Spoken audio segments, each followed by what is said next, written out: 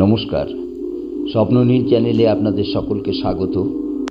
আমাদের চ্যানেলটিকে যারা এখনও সাবস্ক্রাইব করেননি তারা অবশ্যই সাবস্ক্রাইব করে আমাদের সঙ্গে থাকবেন। আমাদের আজকের গল্প কবরের অভিশাপ। লেখক কাউন্ট লুই হ্যামন। বিখ্যাত প্রেততত্ত্ববিদ নিপো কিরো একদিন নিজের বাড়িতে বৈঠকখানায় বসে কাগজপত্র দেখছিলেন। এমন সময় এক ভদ্রলোক তার সঙ্গে দেখা করতে এলেন। পরিচয় পর্বের মধ্য দিয়ে কিরো জানতে পারলেন যে ভদ্রলোক আমেরিকাবাসী এবং তার নাম হলো হেনরি। শেয়ারের বাজারে দালালি করে ভদ্রলোক প্রচুর টাকা আয় করেছেন। ভদ্রলোককে বেশ দুশ্চিন্তাগ্রস্ত মনে হলো। কিরো আন্দাজ করলেন নিশ্চয়ই কোনো সমস্যায় পড়ে উনি তার কাছে এসেছেন, কিন্তু সমস্যাটা খুলে বলতে তিনি যেন কুণ্ঠাবোধ করছেন। তাকে উৎসাহ দিয়ে কিরো বললেন, বলুন আপনার সমস্যাটা কি? আমি যে সমস্যায় পড়েছি এ কথা আপনাকে কে বললে? ভদ্রলোক অবাক হয়ে জিজ্ঞেস করলেন। আপনিই বললেন, মৃদু হেসে কিরো উত্তর দিলেন। আমি? ভদ্রলোক আরও বিস্মিত। হ্যাঁ, আপনি নিজে না বলুন, আপনার মুখ চোখের ভাব কিন্তু সে কথাই বলছে। তাহলে এতদিনে আমি বোধহয় ঠিক জায়গায় এসেছি। হেনরির গলার স্বরে স্বস্তির সুর পাওয়া গেল। এবার বলুন আপনার সমস্যাটার কথা, ইতস্তত করবার কোনো কারণ নেই। কিরো ভদ্রলোককে উৎসাহিত করবার চেষ্টা করলেন। আচ্ছা মিস্টার হ্যামন, কিরোর আসল নাম কাউন্ট লুই হ্যামন, কিরো হলো ছদ্মনাম। আপনি তো দীর্ঘকাল প্রেততত্ত্ব নিয়ে গবেষণা করছেন। আপনি কি বিশ্বাস করেন যে বহুকাল আগে মৃত কোনো ব্যক্তির আত্মা প্রতিশোধ নেবার জন্য তৎপর হয়ে উঠতে পারে? এ প্রশ্ন করছেন কেন? কারণ আছে। কিছুক্ষণ চুপ করে রইলেন ভদ্রলোক। বোধহয় যেসব কথা বলবেন সেগুলি গুছিয়ে নিলেন মনে মনে। তারপর সমস্ত দ্বিধাদ্বন্দ্ব ঝেড়ে ফেলে বললেন, আমি কেবল দালালি করি এই যাবৎ জীবন কাটাইনি, কিছুটা পড়াশোনাও করেছি। প্রাচীন ইতিহাস, বিশেষ করে প্রাচীন মিশরের ইতিহাস ছেলেবেলা থেকেই আমাকে টেনেছে।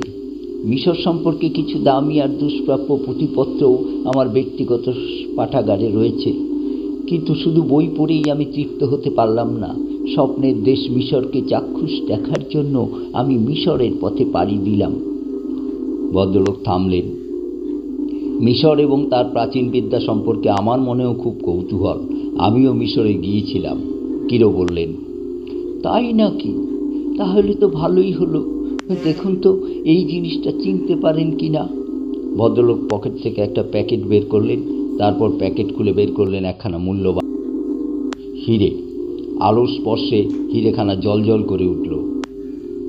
শুধু প্রেততত্ত্ব নয়, পুরাতত্ত্ব নিয়েও কিরো অনেক গবেষণা করেছেন। দেখেই তিনি বুঝতে পারলেন ওখানা মিশরীয় হিরে। মিশরের কোনো ফেরাওয়ের মমির দেহের ব্যান্ডেজের বুকের কাছে হিরেখানা সিল হিসেবে লাগানো হয়েছিল। হিরেখানাকে কাটা হয়েছে এমনভাবে যে দেখলে মনে হয় ঠিক যেন একটা বাদুড়ের মুখ। হিরেখানার এই রকম বিশেষ গড়ন দেখে কিরো বুঝতে পারলেন যে ওখানা ফেরাও খুফুর বংশের কোনো নরপতির সমাধি থেকে সংগ্রহ করা হয়েছে। কেননা ওই বংশই, অর্থাৎ মিশরের চতুর্থ রাজবংশই সাদা বাদুড়কে প্রতীক চিহ্ন হিসাবে ব্যবহার করত। হেনরির দিকে তাকিয়ে কিরো বললেন, জিনিসটা কী তা আমি বুঝতে পেরেছি এবং তাৎপর্যও আমার অজানা নয়। এখন প্রশ্ন হলো, জিনিসটা আপনার হাতে এলো কি করে?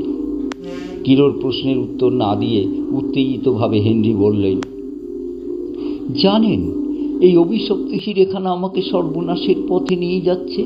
আমার স্ত্রী অপঘাতে মারা গিয়েছেন, আমার প্রিয় বন্ধু আত্মহত্যা করেছে, আমার টাকা পয়সা তছনছ হয়ে যাচ্ছে। যে কাজেই হাত দিচ্ছি আসছে কেবল ব্যর্থতা আর অসাফল্য।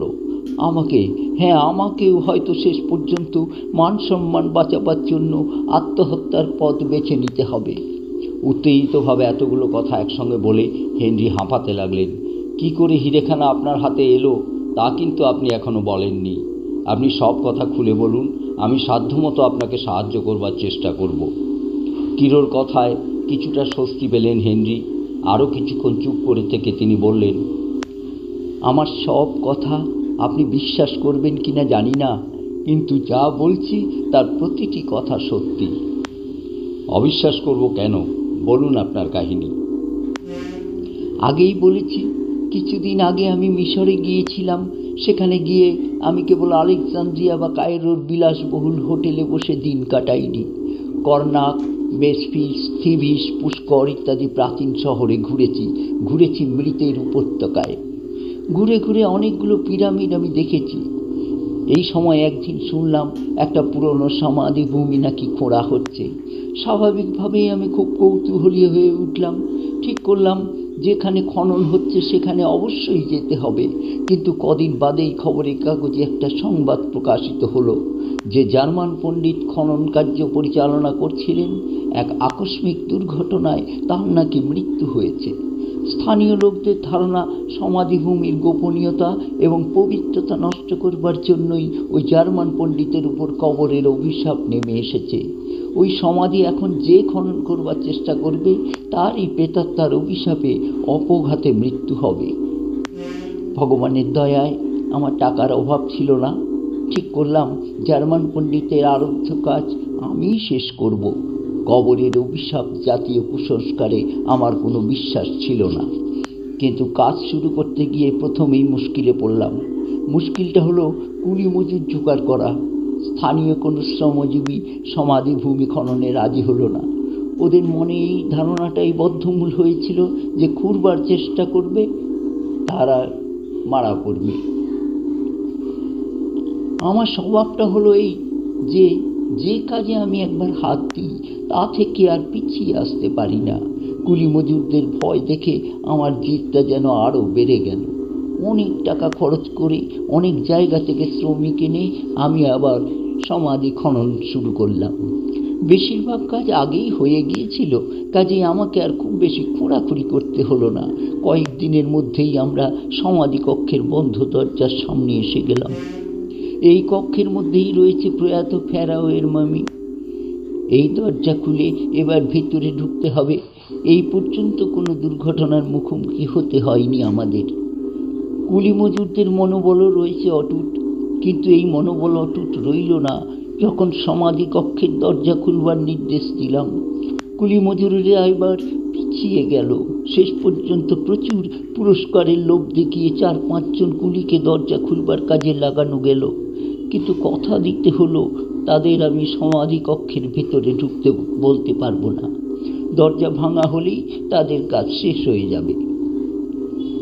দরজা খুলল, আমি একাই ঢুকলাম সমাধি কক্ষে। দরজায় যে লিপি ছিল তা থেকে বুঝতে পেরেছিলাম যে এই কক্ষই হলো ফেরাও চতুর্থ খুফুর শেষ বিশ্রামস্থল। মিশরীয় বিশ্বাস অনুসারে ওসাইরিসের দরবারে শেষ বিচারের পূর্বে পর্যন্ত প্রয়াত ফেরাওকে এখানেই অপেক্ষা করতে হবে। স্বীকার করতে লজ্জা নেই যে অন্ধকার সমাধি কক্ষে ঢুকে গাটা কেমন ছমছম করতে লাগলো। একবার মনে হলো এরকম দুঃসাহস না করলেই বোধহয় ভালো হতো, কিন্তু পরক্ষণেই ভয়ের ভাবনাটাকে মন থেকে ঝেড়ে ফেললাম। আমি 20 শতকের মানুষ, এসব প্রাচীন অযৌক্তিক কুসংস্কারে বিশ্বাস করব কেন? সঙ্গে টর্চ ছিল। বিশাল সমাধি কক্ষ, আমার টর্চের আলোয় সমস্ত ঘরটা দেখা গেল না। আলো আধো, আধো ছায়া, আলো আধারের লুকোচুরি যেন সমাধি কক্ষের রহস্যময়তাকে আরও অনেক বাড়িয়ে দিল। টর্চের আলো ফেলতে ফেলতে এগোলাম। বিশাল ঘরখানার মাঝামাঝি একটা উঁচু বেদি, তার উপরে একটা সোনার কফিন। ওই কফিনের মধ্যেই চিরনিদ্রায় শুয়ে আছেন ফেরাও চতুর্থ খুফু। কফিনের পাশে একটা স্বর্ণপাত্রে নানা রকম মূল্যবান মণিমাণিক্য।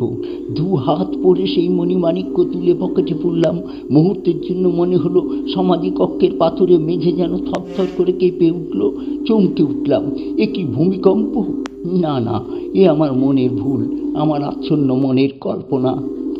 পায়ে পায়ে এগিয়ে গেলাম কফিনটার কাছে। তালা খুলে ফেললাম। আমার চোখের সামনে সাদা আবরণের ঢাকা ফেরাও চতুর্থ খুফুর মামির বুকের কাছে এই হিরেখানা শিলের মতো লাগানো। এক টানে হিরেখানা খুলে ফেললাম। আচমবিতে সমাধি কক্ষের পরিবেশ সম্পূর্ণ পাল্টে গেল। মনে হলো হাজার হাজার বাদুড় যেন ডানা ঝটপট করতে করতে হিংস্রভাবে আমার দিকে উড়ে এলো। মুহূর্তের জন্য বাদুড়গুলিকে যেন আমি দেখতে পেলাম। সাদা রঙের বাদুড়গুলো চোখ থেকে বেরিয়ে আসছে পরলোকে নীলাভ আলোক রশ্মি। হাজার হাজার বাদুড়ের ডানার শব্দে বিশাল সমাধি কক্ষটা ধ্বনিত প্রতিধ্বনিত হয়ে উঠল। আমার মেরুদণ্ডের মধ্য দিয়ে আতঙ্কের একটা তুহিন শীতল স্রোত যেন বয়ে গেল। মুহূর্তের জন্য সমস্ত শরীরটাকে যেন অসাড় হয়ে গেল। বাদুড়গুলো যেন শূন্য পথে চক্রাকারে ঘুরছে আমার চারপাশে। কোনো রকমে নিজেকে একটু সামনে নিয়ে ছুটে সমাধি কক্ষের বাইরে চলে এলাম। লাখো লাখো সাদা বাদুড় যেন আমাকে তাড়া করে এলো। ছুটতে ছুটতে কী করে যে তাঁবুতে এসে পৌঁছলাম তা একমাত্র ভগবানই বলতে পারেন। তাঁবুতে ঢুকেই অজ্ঞান হয়ে গেলাম। জ্ঞান ফিরতে আমার সঙ্গীরা আমাকে হোটেলে পৌঁছে দিল। হোটেলে আমার স্ত্রী ছিলেন। আমি ঘরে ঢুকতেই স্ত্রী চমকে গিয়ে বললেন, কি ব্যাপার, তোমার সঙ্গে একটা বাদুড়ের ছায়া ঘরে ঢুকলো? ওর কথা শুনে আরও ঘাবড়ে গেলাম। কোনো কথা না বলে বিছানায় মুখ গুজে শুয়ে পড়লাম। ঘরের ভিতর তাকাতেও আমার ভয় করছিল, যদি বাদুড়ের অপছায়াটা আমার নজরে আসে। পিরামিডের ভিতরে ঢুকবার সাহস আর আমার হয়নি। আমার শঙ্কা বিহ্বল ভাব থেকে স্ত্রী বললেন, চলো আমরা এই জায়গা ছেড়ে অন্য কোথাও চলে যাই। তার কথা মতো পরদিন আমরা অন্য জায়গায় চলে গেলাম। ভাবলাম এই জায়গাটা ছেড়ে গেলে মন থেকে ভয়ের ভাবটা হয়তো ধীরে ধীরে কেটে যাবে। কিন্তু তার কাটল কই। যেখানেই যাই সেখানেই এক অজানা আশঙ্কায় শিউরে উঠি। ভয় জিনিসটা বোধহয় সংক্রামক। আমার আতঙ্ক আমার স্ত্রীকেও যেন পেয়ে বসলো। সব সময়ই মনে হয় কোনো এক অদৃশ্য অজানা শত্রু সব জায়গাতেই আমাদের অনুসরণ করে চলেছে। মাঝে মাঝে বাদুড়ের ডানার আওয়াজ পাই। হাজার হাজার বাদুড় যেন শূন্য পথে উড়ে আসছে ঝাপটা মারবার জন্য। আমাদের ভয় দিন দিন বেড়ে যেতে লাগলো। এই নিদারুণ আতঙ্কের কবল থেকে যে কি করে নিষ্কৃতি পাবো তা ভেবে পেলাম না। কিন্তু এত কাণ্ড সত্ত্বেও সমাধি কক্ষ থেকে সংগ্রহ করা মেমির বুকের মূল্যবান হিরেখানা আমি হাতছাড়া করলাম না। সব সময় এখানা লুকিয়ে রাখলাম নিজের পোশাকের মধ্যে, বুকের কাছে। আমার স্ত্রীকেও হিরেটা সম্পর্কে কিছু বলিনি। অবশ্য বলবার সুযোগও আর পেলাম না, কারণ কদিন পরেই একদিন ভোরবেলা বিছানায় পাওয়া গেল তার মৃতদেহ। রহস্যজনক মৃত্যু। কিসে যে উনি মারা গেলেন তা ডাক্তারি পরীক্ষায়ও বোঝা গেল না। শুরু হলো আমার দুর্ভাগ্যময় জীবন। পরপর একটার পর একটা দুর্ঘটনা ঘটতে লাগলো। আমার বাবা হঠাৎ মারা গেলেন, অথচ তার স্বাস্থ্য বেশ ভালোই ছিল। এক ঘনিষ্ঠ বন্ধুকে আমার ব্যবসা দেখাশোনা করবার দায়িত্ব দিয়েছিলাম। অনেক টাকা কড়ি নষ্ট করে আর আমারও মনে হতে লাগলো ঝাঁকে ঝাঁকে সাদা বাদুড় যেন সব সময় ডানা ঝটপট করতে করতে আমার চারপাশে উড়ে বেড়াচ্ছে। আগে এই ভয়ঙ্কর অনুভূতিটা আমার মাঝে মাঝে হতো, এখন সব সময়ই হয়, এই মুহূর্তেও হচ্ছে। বুঝতে পারছি আমার শেষের দিন আসন্ন হয়ে আসছে। অন্ধকার কবরের কালো অভিশাপ নেমে এসেছে আমার উপর। এর কবল থেকে আমার কি নিষ্কৃতি নেই মিস্টার হ্যামন্ড? একটানা এতক্ষণ কথা বলে হেনরি হাঁপাতে লাগলেন। তার সমস্ত শরীরটা কাঁপতে লাগলো থরথর করে। কিরো ভাবলেন এক্ষুনি কিছু একটা অঘটন না ঘটে যায়। না, সেরকম কিছু অবশ্য ঘটল না। একটু পরেই হেনরি নিজেকে অনেকটা সামনে নিলেন। কিরোর টেবিলের ওপর হিরেখানা রেখে তিনি বললেন, এই অভিশপ্ত জিনিসটা আমি আর নিজের কাছে রাখতে চাই না। এটা আপনার কাছেই থাকুক। দেখুন এতে আপনার ভাগ্য পাল্টে যায় কি না। বেশ তো, দেখুন হিরেখানা ত্যাগ করলে আপনার অবস্থার উন্নতি হয় কি না। আরও কিছুক্ষণ কথাবার্তা বলে কিরো হেনরিকে আশ্বস্ত করবার চেষ্টা করলেন। বললেন, আমি একটু ভেবেচিন্তে দেখি আপনাকে দুর্ভাগ্যের রাহুগ্রাস থেকে উদ্ধার করবার কোনো পথ পাওয়া যায় কি না। সম্পূর্ণ না হলেও অন্তত কিছুটা আশ্বস্ত হয়ে হেনরি তখনকার মতো বিদায় নিলেন। সেদিন রাত্রে কিরো এক বিচিত্র স্বপ্ন দেখলেন তিনি যেন একটা পিরামিডের মধ্যে গিয়ে পড়েছেন। সমাধিকক্ষে যাওয়ার জন্য তিনি ক্রমাগত নিচে নেমে চলেছেন। যেতে যেতে তিনি একটা বন্ধ জায়গায় এসে পড়েছেন। এখানে আলো নেই, বাতাস নেই। কিরোর দম বন্ধ হয়ে আসছে। একটু বাতাস না পেলে তিনি দম আটকে মারাই যাবেন। কিন্তু এই মৃতের রাজ্যে বাতাস কোথায়? দারুণ আতঙ্কে কিরোর ঘুম ভেঙে গেল। জেগে উঠে মনে হলো কে যেন এতক্ষণ তার বুকের ওপর বসে গলা টিপে ধরেছিল। ঘরের মধ্যে গুমোট বাতাস আসবার জন্য কিরো জানলা খুলে দিলেন। এক ঝলক ঠান্ডা হাওয়া ঢুকে তার শরীরটাকে শীতল করে দিল। কিন্তু জানালা খুলবার সময় মনে হলো একটা সাদা বাদুড় যেন এতক্ষণ জানালার গায়ে বসেছিল। জানালা খুলতেই সেই নিশাচর বাদুড়টা শূন্য পথে উড়ে গেল। প্রাণীটার ডানার ঝটপট শব্দও যেন শুনতে পেলেন কিরো। পরদিন গলায় খুব ব্যথা হলো। বাধ্য হয়ে ডাক্তার দেখালেন কিরো। ডাক্তার যা বললেন তা শুনে অবাক হয়ে গেলেন কিরো। ডাক্তার বললেন, কোনো বিষাক্ত প্রাণীর দংশনেই গলার ব্যথাটা হয়েছে। হেনরির বাসায় এলেন কিরো। হিরেটা তাকে ফেরত দিয়ে বললেন, এখানা সত্যিই অপয়া। আপনি যেখানকার জিনিস সেখানেই রেখে আসুন। এই রত্ন ইহলোকের সম্পত্তি নয়, এ হলো মৃতের রাজ্যের সম্পত্তি। ইহলোকে এই হিরেখানা যার কাছে থাকবে তারই সর্বনাশ ঘটবে। আমিও তো রেখে আসতে চাই, কিন্তু সেই সমাধি কক্ষে ঢুকবার সাহস আমার আর নেই। কাতরভাবে হেনরি বললেন, তাহলে উপায়? দুজনে ভেবে চিন্তেও কোনো উপায় বের করতে পারলেন না। কিরো বিদায় নিলেন। হেনরির সঙ্গে কিরোর আর দেখা হয়নি। তার খবর কিরো জানতে পারলেন কিছুদিন পরে। প্যারির এক অভিজাত হোটেলে একখানা কামরায় হেনরির মৃতদেহ পাওয়া গেল। মাত্র আগের দিন সন্ধ্যাবেলায় তিনি এই হোটেলে উঠেছিলেন। মৃত্যুটা রহস্যজনক। কিভাবে মৃত্যু হয়েছে ডাক্তার তা ঠিক করে বলতে পারলেন না। ফরাসি পুলিশের তদন্তও সমানভাবেই নিষ্ফল হলো। অবশ্য একটা সূত্র পাওয়া গিয়েছিল, হেনরির পাশের কামরার বাসিন্দা নাকি তার ঘরে হাজার হাজার পাখির ডানার শব্দ শুনতে পেয়েছিলেন। কিন্তু এই ক্ষীণ সূত্র ধরে মৃত্যু রহস্যের কোনো সমাধান করা গেল না। কিরো খোঁজ নিয়ে জানলেন, মৃতের জিনিসপত্রের মধ্যে সেই অপয়া হিরেখানা পাওয়া যায়নি। অভিশপ্ত হীরের কাহিনী কিন্তু এখানেই শেষ হলো না। কিরোর এক বন্ধু ছিলেন মিস্টার স্টেট। তিনিও প্রেততত্ত্বের চর্চা করতেন। একদিন কিরোর কাছে এসে তিনি বললেন, একটা অদ্ভুত জিনিস পেয়েছি ভাই।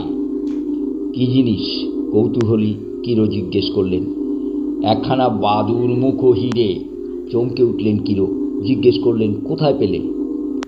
প্যারিতে গিয়েছিলাম, সেখানে এক হোটেলে উঠেছিলাম। তার একজন ওয়েটার আমার কাছে হিরেখানা বিক্রি করেছে। কিরো আরও চমকে গেলেন। বললেন, হিরেখানা সঙ্গে আছে? আছে, তোমাকে দেখাবার জন্যই তো নিয়ে এসেছি, মিস্টার স্টেট বললেন। দেখাও দেখি। হিরেখানা দেখেই কিরো চিনতে পারলেন, এই তো সেই অপয়া রত্নখানা। কি ব্যাপার? মিস্টার হেনরির দুর্ভাগ্যের কাহিনী সবিস্তারে খুলে বলে কিরো অনুরোধ করলেন, এই অপয়া রত্নখানা তুমি ফেরাও চতুর্থ খুফুর কবরেই রেখে এসো। আর যদি তা সম্ভব না হয় তবে এখানা নদীর জলে বিসর্জন দাও।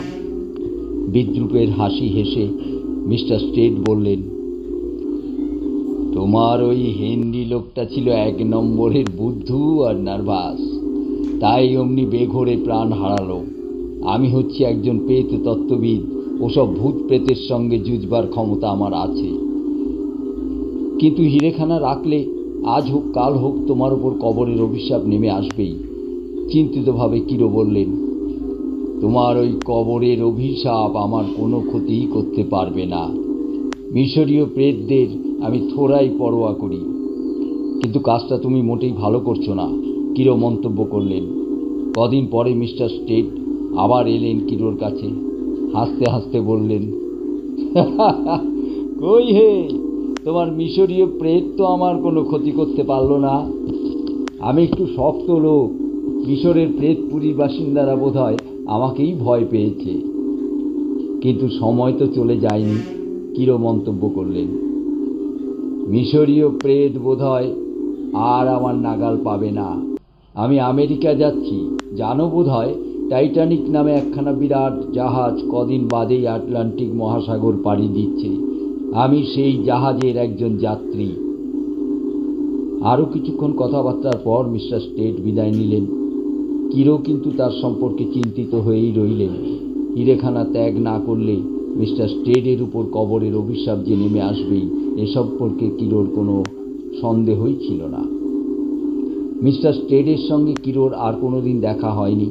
কদিন পরেই টাইটানিক জাহাজ সমুদ্রযাত্রা করল।